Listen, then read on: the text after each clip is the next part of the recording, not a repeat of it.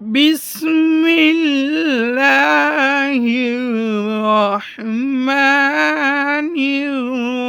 الرحيم طاسين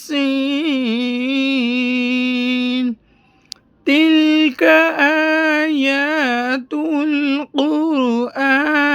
وكتاب مبين هدى وبشرى للمؤمنين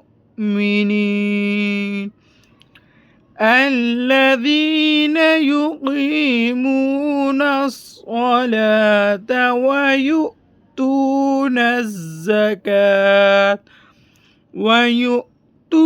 الزكاة وهم بالآخرة هم يوقنون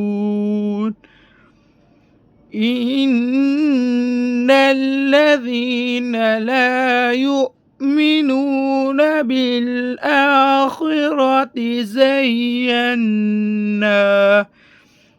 زينا